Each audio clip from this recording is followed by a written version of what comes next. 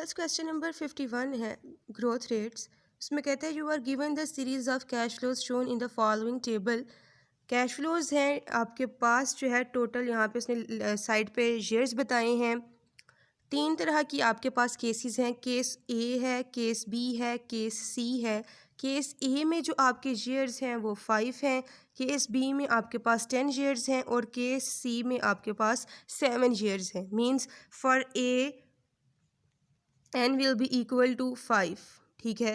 For b n will be equal to 7 and for c 10 है, b के लिए 10 है और जो c है हमारा उसके लिए जो आपका n होगा वो कितने इक्वल होगा, 7 के इक्वल होगा, ठीक है। पहली चीज़ जो कि आपने इंडिकेट की वो ये थी कि आपका 9 जो है, जो टाइम पीरियड है n है, वो इस तरह से होगा।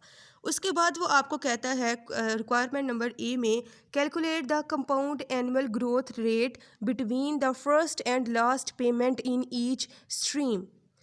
सबसे पहली चीज़ जो आपने एन थी वो देख ली। दूसरी चीज़ जो आपने देखनी है रिक्वायरमेंट नंबर 1 में, वो आपसे कहता है कंपाउंड एनुअल ग्रोथ। कंपाउंड का मतलब क्या होता है? हम कंपाउंडिंग कब करते हैं? जब हमने फ्यूचर वैल्यू कैलकुलेट करनी होती है। तो हमने जो रेट कैलकुलेट करना है, जो हमारे पास रेट होगा वो कौन सा होगा? कंपाउंड रेट ऑफ इंटरेस्ट होगा। कहता है between the first and last payment in each stream, पहली और आखिरी जो पेमेंट है उसके दरमियान में आप रेट कैलकुलेट करें। मैं आपको बताती हूँ कि आप ये क्वेश्चन सॉल्व कैसे करोगे। सिंपल आपने करना क्या है, आपने फ्यूचर वैल्यू का फॉर्मूला यूज़ करना है। Future value is equal to present value multiplied by future value interest factor, ठीक है। यहाँ फिर आप लिख सकते हो 1 + r⁻n। चूँकि यहाँ हमारे पास मिक्स स्ट्रीम है तो हम वो वाला फार्मूला यूज़ ना करें, हमने रेट कैलकुलेट करना है। हम रेट कैसे कैलकुलेट करेंगे? आपकी फ्यूचर वैल्यू क्या होगी जो आपको at the end of the time period मिलेगी। हम केस ए की बात करते हैं यहाँ पर, केस ए, ठीक है, जिसमें आपका n बताया गया है कि आपके 5 ईयर्स हैं, क्योंकि यहाँ पर उसने नीचे मेंशन किया था n आपका केस ए में 5 ईयर्स है। फार्मूला आपने ये यूज़ करना है 5 साल के आफ्टर 5 ईयर्स जो आपको अमाउंट रिसीव होगी वो आपकी क्या बन जाएगी? Future value. और जो आपको स्टार्टिंग पे रिसीव होगी वो आपकी क्या हो जाएगी? Present value. और यही बात उसने कही थी कि फर्स्ट एंड लास्ट पेमेंट को आप स्ट्रीम कंसिडर करके तो इनका जो है वो रेट कैलकुलेट करें। यहाँ पर हम यही करते हैं। हमारी फ्यूचर वैल्यू हो गई 800,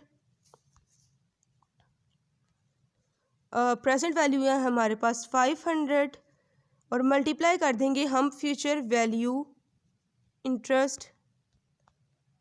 यहाँ तक हमने कर लिया। फ्यूचर वैल्यू हमने रख ली। End of the time period जो वैल्यू रिसीव होगी आपको, जो आपकी फ़र्स्ट पेमेंट है वो आपकी जो है वो प्रेजेंट वैल्यू बन जाएगी। फ्यूचर वैल्यू इंटरेस्ट फैक्टर हमारे पास जो है, हम उसके साइड पे आर और एन को मेंशन करते हैं।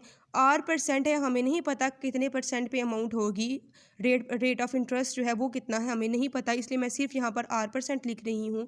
चूँकि हमें पता है कि n हमारे पास 5 ईयर्स हैं तो मैंने यहाँ पर क्या कर दिया, 5 ईयर्स मेंशन कर दिया, ठीक है। हाँ, यहाँ पर आप अपने फैक्टर के साथ हमेशा ये मेंशन करते हो। मैंने एन्युटी का फार्मूला इसलिए यूज़ नहीं किया क्योंकि हमारी मिक्स स्ट्रीम्स हैं, हमारे पास एन्युटी नहीं है। अब आपको मैंने कहा था कि मैं आपको टेबल से वैल्यू देखना सिखाऊंगी, तो मैं आपको बताती हूँ कि आप वैल्यू देखोगे कैसे। पहले तो यहाँ पर 500 मल्टीप्लाई हो रहा है, उस साइड पे जाकर डिवाइड हो जाएगा। जब आप 800 को डिवाइड कर दोगे 500 के साथ, आपके पास जो आंसर आएगा वो होगा 1.6, ठीक है, इज इक्वल टू वही आप फ्यूचर वैल्यू इंटरेस्ट फैक्टर और नीचे आपने वही मैं मेंशन कर दिया r% और 5 ईयर्स। अगर आपको रेट ऑफ इंटरेस्ट भी पता होता तो आप यहाँ पर वही लिखते, ठीक है। ये कॉमा मैंने मेंशन किया हुआ है। अब मैं आपको दिखाती हूँ वैल्यू कैसे देखनी है। सो टेबल से वैल्यू देखना बताने लगी हूँ आपको। आपके पास future value of interest factor of annuity नहीं है, सिंपल फार्मूला है हमारे पास future value interest factor. Years आपके पास मतलब n5 है। रेट ऑफ इंटरेस्ट का आपको नहीं पता, जो आपका आंसर आया है वो आंसर है 1.6, मतलब this factor should be equal to 1.6। अब आप टेबल से वैल्यू कैसे देखोगे? ये टेबल है मेरे पास, ये आपका फर्स्ट पेज होगा आपके टेबल का, जिसमें आप देख सकते हो कि यहाँ पर आपके सारे एन मेंशनड हैं, ऊपर आपके रेट ऑफ इंटरेस्ट है, और मैं जो टेबल देख रही हूँ compound amount factor 1 + i raise to power n, you know कि ये फैक्टर जो है वो इसी फार्मूला के इक्वल होता है। इसीलिए अब आप देखोगे कि आप 1.6 ढूंढोगे n 5 पे।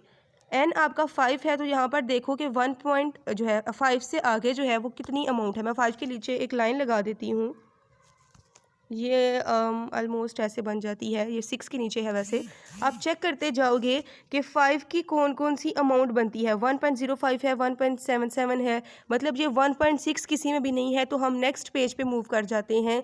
इस टेबल पर अगर हम देखें तब यहाँ पर भी ऊपर रेट ऑफ इंटरेस्ट है, एन है, यहाँ पर आपके पास फैक्टर आपका वही है।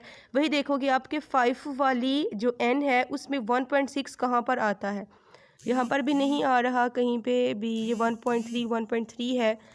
हम जो है वो नेक्स्ट पेज पे मूव कर जाते हैं।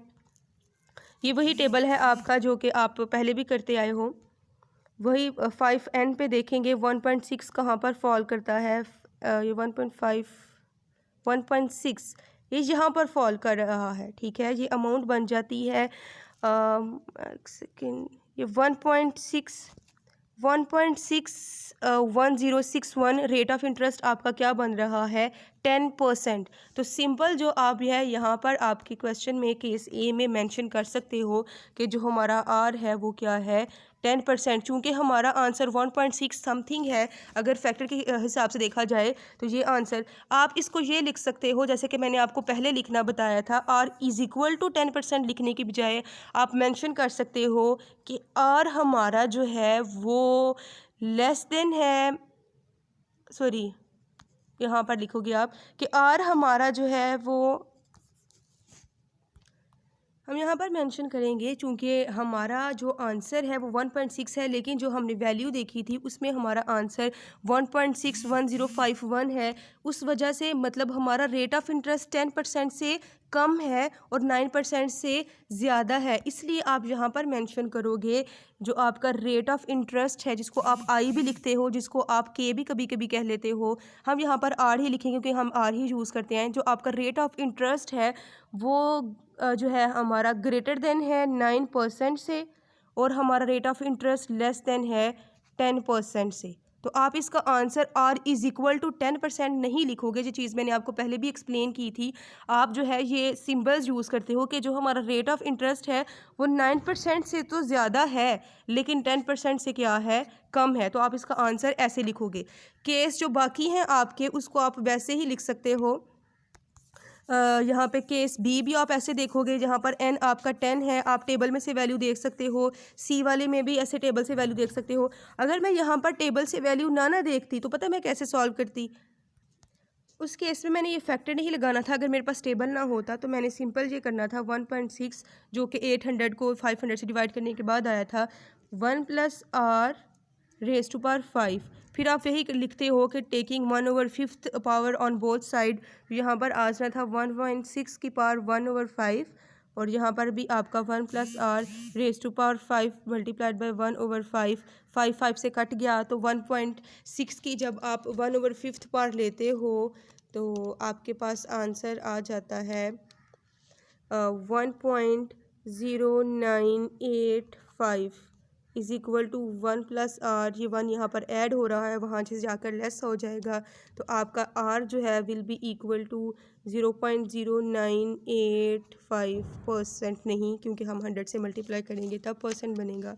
तो ये r यहाँ पर जो बनेगा वो है 9.85, जो आप पहले जिस तरह से कैलकुलेट करते हो। अगर मैं टेबल से ना देखती, फार्मूला के थ्रू करती तो मेरा आर 9.85 होना था, मतलब greater than 9 but less than 10। इसका भी आंसर वैसे ही लिखते हैं हम कि 9% जो हमारा रेट ऑफ इंटरेस्ट है वो लेस देन है आर से, आर इज़ लेस देन 10%। इसका आंसर भी मतलब दोनों तरीके से आपका आंसर जो है वो सेम आना था। केस बी भी आप सॉल्व करेंगे, आप केस सी भी सॉल्व करेंगे, आपका क्वेश्चन नंबर जो 51 है वो सॉल्व हो जाएगा।